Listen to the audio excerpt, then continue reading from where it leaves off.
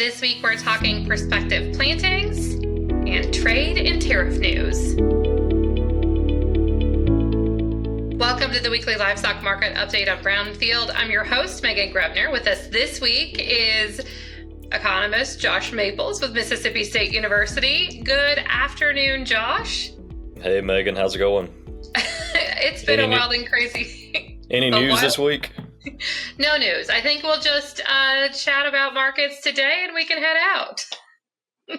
All right. We'll talk about those reports coming up, but let's recap what happened to be a very wild and crazy end to the week in markets. Sure. So let's dig into some highlights here. Live steer prices, $2.12 for the week for the 5 market average. This was up about 12 cents from a week ago. April live cattle futures down $6 from a week ago. Big drops the last couple of days at 202.80 per hundredweight. Feeder cattle futures price for April was down nearly $8 per hundredweight on the week to 279 and 10 cents. Choice box beef was at 339 and 41 cents at the end of the week. This was up a little over $5 or nearly $6 from last week. Cash hogs down 8 cents to $86.67 per hundred. And the February lean hog futures were up 63 cents to $87.33 on the week. The pork cutout value was up about $2 from a week ago to $98.42 per hundred this week. Josh, we're going to talk a little bit about these prices when we get into that trade and tariff conversation. Pretty shocking last couple of days, though, following the initial announcement Wednesday afternoon and then the announcements about retaliatory tariffs from China. I would assume the conversation is going to have to maybe focus a little bit moving forward about risk management and as we navigate some of this volatility. Sure. And we've been talking about it, Megan. I mean, there's even in periods of really strong prices like we've seen in the cattle world, there are periods where big uncertainty in the markets, macro level uncertainty, like we're seeing this week, can have pretty sharp implications for cattle prices. Now, it doesn't change the underlying fundamentals for the cattle markets in particular right now. It could, but right now, still pretty strong fundamentals, especially on the supply side. But I think this is another example of why, risk management can at least help you sleep better knowing you've got some price protection in place. Weekly slaughter, as we take a look at what's happening just kind of around on the cattle and hog side, a little bit of a change from week ago levels. Yep, cattle slaughter, 591,000 head. This was down 3% from last week and down about 20,000 head from the same week a year ago. Hog slaughter was at 2.5 million head. This was up 2% or about 40,000 head from the previous week and up about 100,000 head compared to a year ago. So some changes there from a week ago, but similar to what we've been talking about this year. Out at the start of the week was USDA's Prospective Plantings report. Kenny and I previewed it last week. We had a viewer ask questions about what these numbers potentially mean in terms of inputs for producers. So let's talk a little bit corn and soybean acres as we look ahead to 2025. Sure. So the big news, corn acres, 95.3 million acres of corn on the report. And of course, this is a report. It surveys farmers about their intentions to plant this year. This does not mean these acres are already in the ground or anything like that. This is, as the report says, prospective plantings. But a lot of corn, Megan. That would be a 5% increase, nearly 5 million acres higher than a year ago. Most of that came from soybeans. Soybean acreage estimated, the report showed a decline of about 4%, so down to about 83.5 million acres. And you remember it wasn't that long ago we were talking about whether we would plant more corn or more soybeans. That's just a couple of years back now. And so corn clearly back to being king in 2025. That definitely has implications for cattle producers. Corn, of course, is a primary input for the feeding sector and for all cattle producers who supplement feed. So this is, generally I would take this as good news for cattle producers. A lot of corn, plentiful supplies is a positive thing on the input cost side of cattle production, and I think that this report kind of bolsters that a little bit. On the flip side, on the hog side of things, looking at less soybean acres, and obviously weather is going to be the ultimate factor in what ends up going into the ground. But thinking about input cost and maybe some risk management, and is that a conversation maybe to be thinking about as well? I think so, yeah. And on the hog side, you're right to point out the decline in soybeans. These prospective plantings, it's a really important report. And, these come out, the next one we get will be the acreage report in June, or I think that one's called acreage, right, Megan? I get them, and then we get the final report later in the year. But yeah, we can definitely see some shifts between now and what actually goes in the ground. But margins are really tight for row crop producers. I'm sure you've talked about this with plenty of folks. There's not a lot of different directions that these producers can go right now. So we're seeing that shift, and livestock producers, have to be able to react to that and think about input cost on their side. Speaking of margins, trade and tariff, we'll talk a little bit about that. On the soybean side of things, have been hit hard early on following the tariff announcement. We can get into that a little bit as well. But ERS, import-export trade data, out this week. As you take a look at the February or these numbers, what are some things that stand out for you? Yeah, beef exports down from a year ago about 7%. Imports up again. From about 6% from a year ago. If you look on the pork export side, they were down about 5% from February of 2024, while imports on pork were down about 6%. I always think it's interesting to check out the individual countries where our exports are going or imports are coming from.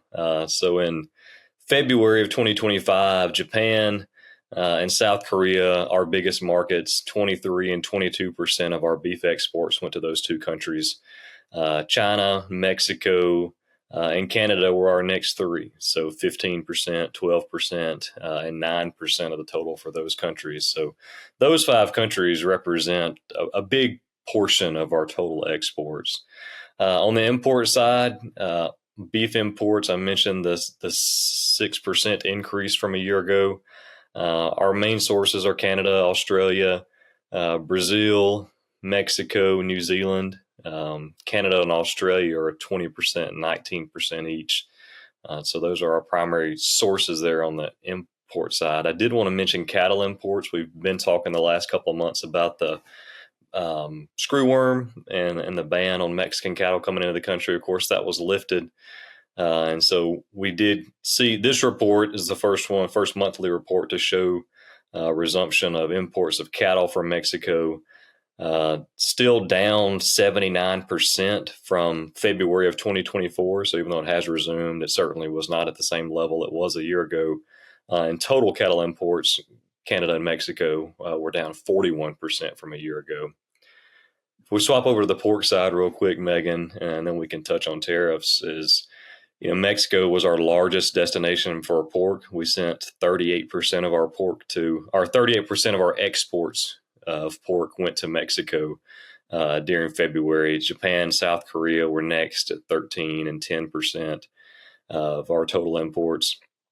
On the import side, it's Canada. 64% of our total pork imports come from Canada. Mexico is a distant second at 8%, and then we get 5% from Denmark in February of 2025. So some interesting dynamics there in terms of where the meat is coming from and where it's going to. I think on the tariff note, obviously reciprocal tariffs baseline 10% for everybody, and then there's other tariffs that have been put into place. Yeah. I think one thing of note that probably helps us on the beef and cattle side of things is that products that were negotiated in USMCA or the U.S. Mexico-Canada agreement are excluded from those reciprocal tariffs, which I think is maybe a little bit of good news. But other than that, it gets concerning because we're talking about some major trading partners for both beef and pork and what these tariffs look like.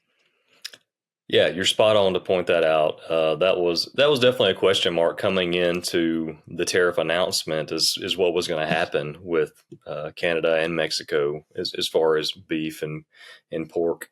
So to see those not be included this round was welcome news for the beef and pork sectors. But you start looking at some of our other big trading partners. I mentioned our top export partners on the beef side: Japan, South Korea, China.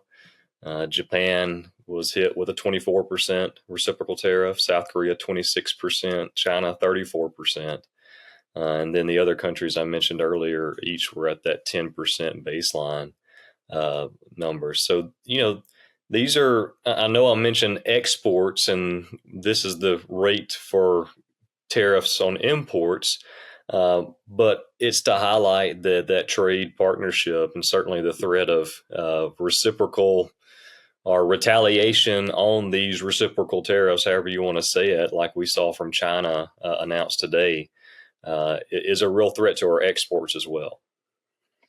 When we think about the value that exports bring, USMEF's latest numbers, I think, are around $415 per head for cattle, more than $60 when we think about this per head for hogs slaughtered. How do we think about this in terms of managing and navigating some of this volatility and knowing that there are concerns moving forward? Yeah, volatility is the key right now. And, we're seeing these huge swings in markets, futures markets, cattle futures, hog futures, grain futures, stock prices, everything. Volatility is the absolute driver right now. I was at a cattleman's meeting last night, and we were kind of talking through some of the direct impacts on cattle, and what cuts of beef is it going to affect the most, and all that's important, Meghan. I don't want to minimize it, but right now what we're really seeing is just uncertainty kind of overwhelming these markets, and so we're seeing these big drops across a lot of different commodities. I think that's kind of the key right now, and that's really been the driver the last couple of days, and it's going to be really interesting to see how this plays out, to say the least. It's going to be, the length of time that this happens. How long are the tariffs in place, or are there some deals negotiated? Who are the deals negotiated with? What are they? There's so many questions right now that are feeding that uncertainty into these markets and that are driving this volatility. And as we've said many times before, markets don't like uncertainty. Uncertain markets tend to be pretty volatile, and that volatility is what's driving the drops we've seen. One last report to talk about before we let you get out of here this week: jobs report. Some good news, but also some not concerning, but something to obviously keep an eye on in terms of unemployment rate. Yeah, so the good news was the number of jobs reported in the March report. 228,000 jobs increase are added during March of 2025. This was higher than trade analysts expected before the report. I think the expectation was somewhere around 140,000 jobs on average. So that was good news, welcome news that it increased employment. Unemployment rate ticked up 4.2%, or it's at 4.2% now. This is, certainly not high by any historical standards, but it has ticked up a little bit from where we were in 2023 when we spent some time kind of in that 3% range. So that's something to watch, and just broader, Meghan, it's something to watch as we see how the economy responds to any potential retaliatory tariffs, to this drop that we've seen in markets the last couple of days. How long does that last? Do we see a rebound?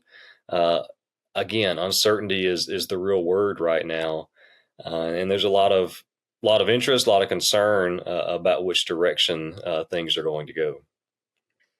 And I think the other part of that, right, is demand. That strong demand has been so supportive to what's been going on in terms of cattle prices and price levels. And any hiccup on the domestic side would add even more uncertainty.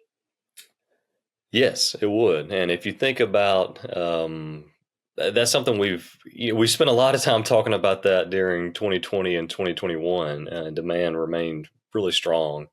And demand has been strong the last couple of years. Beef demand has been really strong, especially.